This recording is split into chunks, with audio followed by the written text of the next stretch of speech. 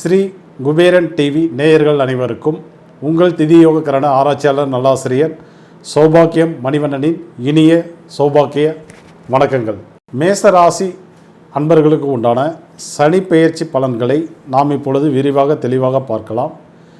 இந்த சனி பெயர்ச்சி எப்பொழுது நடைபெறுகிறது என்றால் ஜனவரி மாதம் 17ஆம் தேதி 2023 வருடம் தமிழ் தேதிப்படி பார்க்கும்போது தை மாதம் 3ஆம் தேதி இந்த பெயர்ச்சி திருக்கணித பஞ்சாங்கத்தின்படி நடைபெறுகிறது. சரிங்களா? இந்த பெயர்ச்சியின் போது சனி பகவான் எந்த ராசியிலேருந்து எந்த ராசிக்கு போகிறாரு அப்படின்னு பார்க்கும்போது மகர ராசியிலேருந்து கும்ப ராசிக்கு இடம்பெயர்கிறாருங்க.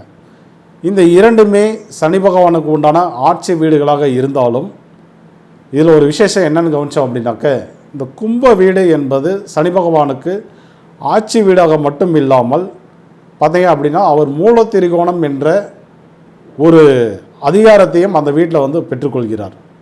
ஸோ அதனால் இந்த வீட்டை பொறுத்தவரை சனி பகவானுக்கு கூடுதல் பலம் என்பது கிடைக்கின்றது ஒரு ஆங்கிளில். இன்னொரு ஆங்கிளில் பார்த்தோம் அப்படின்னாக்க அதில் உள்ள நட்சத்திரங்களும் பார்த்திங்கன்னா மிக சிறப்பான பலத்தை சேர்க்கின்றன. என்ன காரணம் அப்படின்னு பார்க்கும்போது அவிட்ட நட்சத்திரத்தினுடைய 3ஆம் பாதம் 4ஆம் பாதம் இந்த இரண்டும் கும்ப ராசியில் இடம்பெறுகிறது. அந்த நட்சத்திரத்தை விட அதிக பலம் வாய்ந்த சதய நட்சத்திரம் என்பது அங்கே உள்ளது. அதனுடைய 1ஆம் பாதம் 2ஆம் பாதம் 3ஆம் பாதம் 4ஆம் பாதம் இந்த 4 பாதங்களும் அங்கே இருக்குது. பார்த்தீங்க அப்படின்னா ஒரு சாதாரண நட்சத்திரம் கிடையாது சதய நட்சத்திரம். 27 நட்சத்திரங்களில் அதிக பலம் வாய்ந்த நட்சத்திரமாக நம்ம இதை சொல்லலாம். என்ன காரணம்னு பார்த்தீங்கன்னாக்க இது ஒரு நட்சத்திரம் இல்லைங்க, ஒரு மாபெரும் நட்சத்திர கூட்டம்.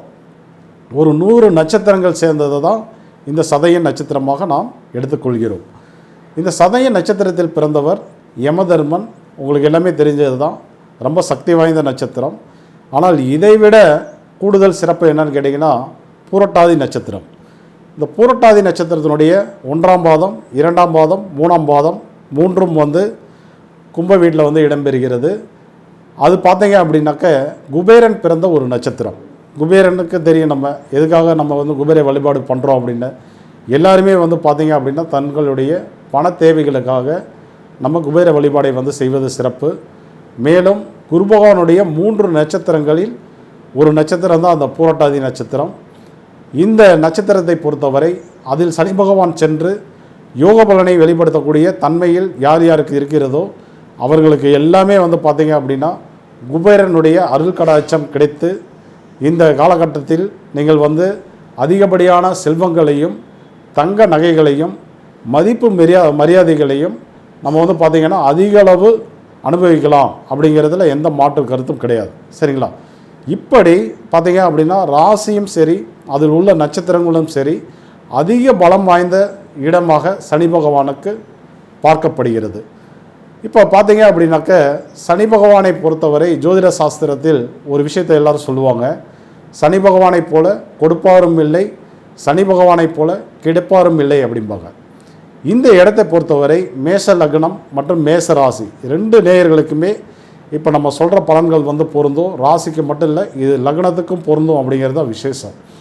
அதே போல் பார்த்தீங்க அப்படின்னாக்க இது தோராயமான ராசி பலன் கிடையாதுங்க. இது ரொம்ப அக்யூரேட்டாக அனைவருக்குமே நடைபெறும் என்பதில் எந்த மாற்று கருத்தும் இல்லை. இதற்கு நீங்கள் தெரிஞ்சிக்க வேண்டியது என்னன்னு கேட்டிங்கனாக்க நீங்கள் பிறந்த திதி நித்திய நாமயோகம் கரணம் அதை மட்டும் தெரிந்து கொண்டு இந்த காணொலியை பார்த்தீங்க அப்படின்னாக்க என்ன பலன்கள் உங்களுக்கு நடைமுறைக்கு வரப்போகிறது என்பதை நம்ம முன்னாடியே தெரிந்து கொள்ளலாம்.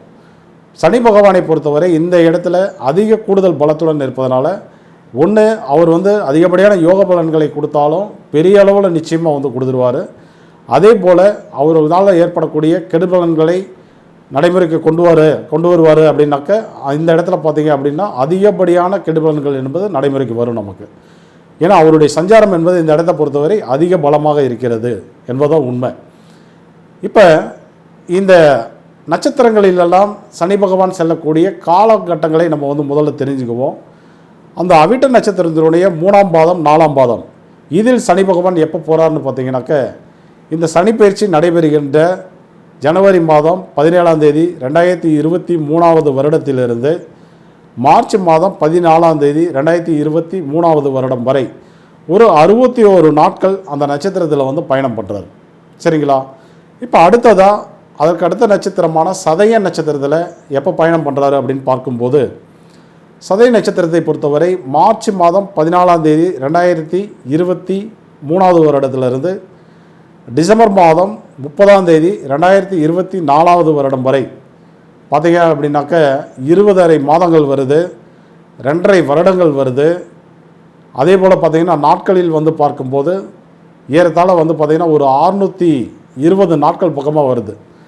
இந்த சதய நட்சத்திரத்தில் சனி பகவான் சஞ்சாரம் செய்யக்கூடிய நாட்கள். அடுத்ததாக நம்ம வந்து பூரட்டாதி நட்சத்திரத்தில் எப்போ பயணம் பண்ணுறாருன்னு பார்க்கும்போது டிசம்பர் மாதம் 30ஆம் தேதி 2024 வருடத்திலிருந்து பார்த்தீங்க அப்படின்னா 25வது வருடம் மார்ச் மாதம் 30ஆம் தேதி வரை ஒரு 90 நாட்கள் வந்து அந்த நட்சத்திரத்தில் சனி பகவான் வந்து பயணம் பண்ணுறார். சரிங்களா? இப்போ இதில் செல்லும் போதெல்லாம் வந்து பார்த்தீங்க அப்படின்னாக்க கண்டிப்பாக வந்து பலன்களில் வந்து மாற்றங்கள் வந்து ஏற்படும். ஆனால் இந்த 3 நட்சத்திரங்களுமே சனி பகவான் செல்லும்போது யாருக்கு நன்மைகளை வந்து வெளிப்படுத்துவார் அப்படின்னு பார்த்தீங்க அப்படின்னா, நீங்கள் பிறந்தது நித்திய நாமயோகத்தின் அடிப்படையில் விஸ்கம்பம் நாமயோகம், கண்டன் நாமயோகம், பரிகன் நாமயோகம், அதே போல் தேய்பிரையில் வரக்கூடிய சௌபாக்கியம், வியாகாதம், சாத்தியம், இந்த மாதிரி நாமயோகத்தில் நீங்கள் பிறந்திருந்தீங்கன்னா இந்த 2.5 வருடம் முழுவதும் அவிட்ட நட்சத்திரமாக இருந்தாலும் சரி, சதயமாக இருந்தாலும் சரி, புரட்டாதி நட்சத்திரமாக இருந்தாலும் சரி, எல்லா இடங்களிலும் இந்த சனி பகவான் உங்களுக்கு அதிகப்படியான யோக பலன்களை நிச்சயமாக கொடுத்து விடுவார். அது என்ன மாதிரி யோக பலன்கள் என்பது நம்ம வந்து பின்னாடி பார்ப்போம். சரிங்களா? இப்போ அடுத்தபடியாக நம்ம வந்து தெரிஞ்சுக்கிறது என்னன்னாக்க, இப்போ இதே நித்திய நாமயோகத்தின் அடிப்படையில் இந்த அவிட்ட நட்சத்திரத்தில் செல்லக்கூடிய ஒரு 61 நாட்கள், அந்த நாட்களை பொறுத்தவரை மேலும் எந்தெந்த நித்திய நாமயோகத்தில் பிறந்தவர்களுக்கு சிறப்பாக அமையும் அப்படின்னு பார்க்கும்போது, நீங்கள் பிறந்தது சுகர்மம், சித்தி, பிராமியம் நாமயோகத்தில் பிறந்திருந்தால் கண்டிப்பாக வந்து பார்த்தீங்கன்னா இந்த இடமும் உங்களுக்கு வந்து நல்லாயிருக்கும். அதே போல் தேய்பிரையில் வரக்கூடிய சௌபாக்கியம், வியாகாதம், சாத்தியம், விஸ்கம்பம், கண்டம், பரிகம், இந்த மாதிரி அமைப்பில் நீங்கள் வந்து பிறந்திருந்தீங்கன்னா இந்த அவிட்ட நட்சத்திரத்தினுடைய கால அளவான இந்த ஜனவரி மாதம் 17ஆம் தேதியிலிருந்து மார்ச் மாதம் 14ஆம் தேதி வரை 2023 வருடத்தில் 61 நாட்கள் கண்டிப்பாக உங்களுக்கு யோக பலன்கள் என்பது உண்டு. அடுத்தபடியாக நம்ம தெரிஞ்சுக்க வேண்டியது சதய நட்சத்திரம்.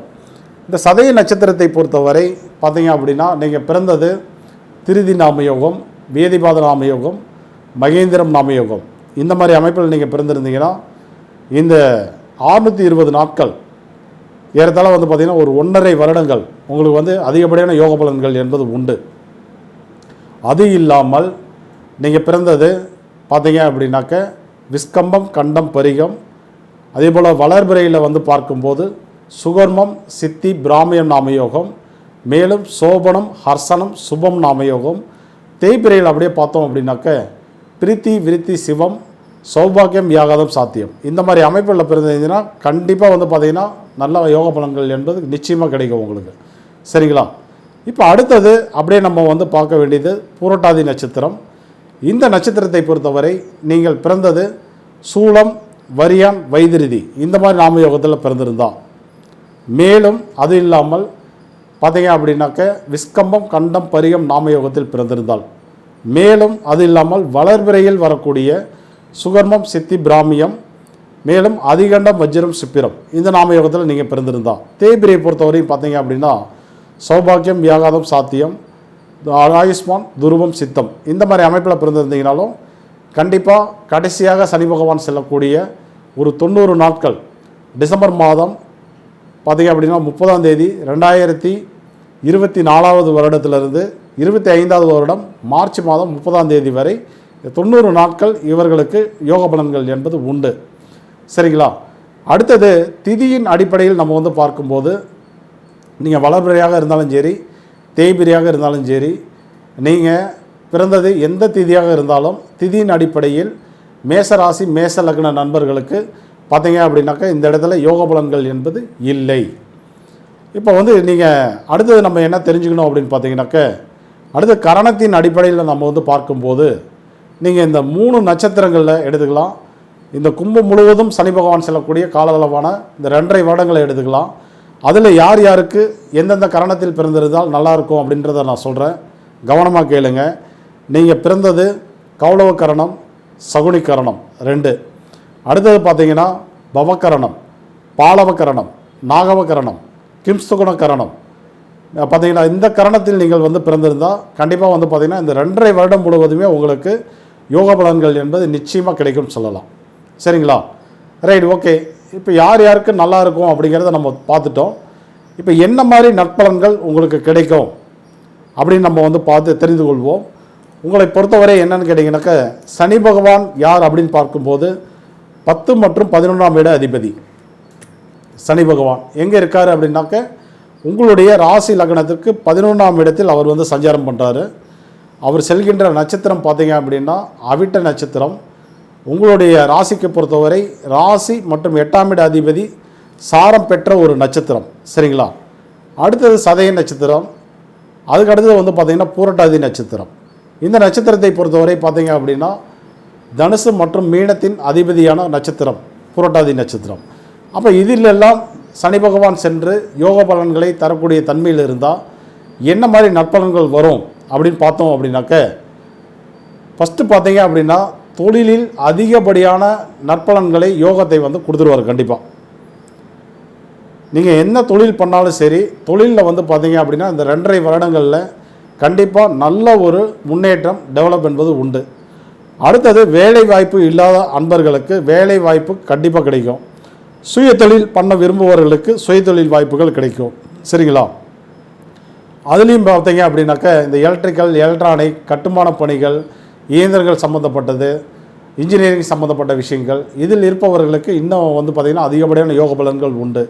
மேலும் வெளிநாடு சம்மந்தப்பட்ட தொழில், பார்த்திங்கனாக்க வெளிநாடு சம்மந்தப்பட்ட தொழில், அது இல்லாமல் நம்ம வந்து பார்க்கும்போது கனரக வாகனங்கள், ஐடி ஃபீல்டு பார்த்திங்கன்னா அது இல்லாமல் ஃபைனான்ஸு, சினிமா துறை, மீடியா துறை, இந்த மாதிரி அமைப்பில் இருந்தாலும் பார்த்திங்க அப்படின்னா அதிகப்படியான யோக பலன்கள் உண்டு. அது இல்லாமல் வந்து பார்த்திங்கன்னா மைன்ஸ் சம்மந்தப்பட்ட விஷயங்கள், பெட்ரோலியம் சம்மந்தப்பட்டது, ஆயில் சம்மந்தப்பட்டது, இந்த மாதிரி தொழில் நீங்கள் பண்ணிகிட்டு இருக்கீங்கனாலும் அதிகப்படியான யோக பலன்கள் என்பது கிடைக்கும். அடுத்தது பார்த்தீங்க அப்படின்னா வங்கித்துறையில் எல்லாம் பார்த்தீங்கன்னா டீச்சிங் லைன், அது இல்லாமல் வந்து பார்த்திங்கன்னா ஃபைனான்ஸ் துறை, இதை சார்ந்த துறைகளாக இருந்தாலும் மேசராசி மேச லக்ன நேயர்களுக்கு பொறுத்தவரை இந்த 2.5 வருடங்கள் அதிகப்படியான யோக பலன்கள் கிடைக்கும்னு சொல்லலாம். ஸோ இது சம்பந்தப்பட்ட தொழில் செய்ய விரும்புபவர்களும் நீங்கள் தாராளமாக செய்யலாம். சரிங்களா?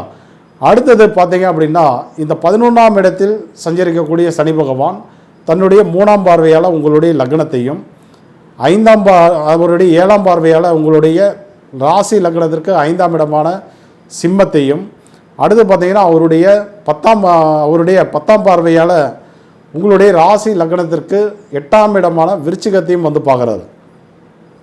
இந்த பார்வையும் பார்த்தீங்க அப்படின்னா கண்டிப்பாக யார் யாருக்கெல்லாம் நல்லா இருக்குன்னு பார்த்தோமோ அவர்களுக்கு நற்பலனை வந்து கொடுத்துரும். சரிங்களா?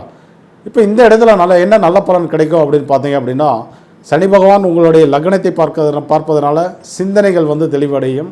5ஆம் இடத்தை வந்து பார்ப்பதனால பார்த்தீங்க அப்படின்னா, அதாவது பூர்வீகத்தில் உள்ள பிரச்சனைகள் வந்து சரியாகும்னு சொல்லலாம். குலதெய்வத்தினுடைய அனுகிரகம் அதிகமாக கிடைக்கும். குழந்தைகள் வழி யோகம் என்பது உண்டு. சரிங்களா? இதெல்லாம் வந்து பார்த்திங்கன்னா அந்த 5ஆம் பாவம் நிச்சயமாக உங்களுக்கு வந்து கிடைக்கும். அடுத்தது வந்து பார்த்திங்க அப்படின்னாக்க அந்த விருச்சிகம் 8ஆம் இடத்தை வந்து பார்ப்பதனால உடல் ஆரோக்கியம் வந்து சிறக்கும். தேவையில்லாத விரயங்கள் என்பது ஏற்படாது. அடுத்தது வந்து பார்த்திங்கன்னா உங்களுக்கு திடீரென ஒரு நல்ல நிகழ்வுகள் வந்து அரங்கேறும். சரிங்களா?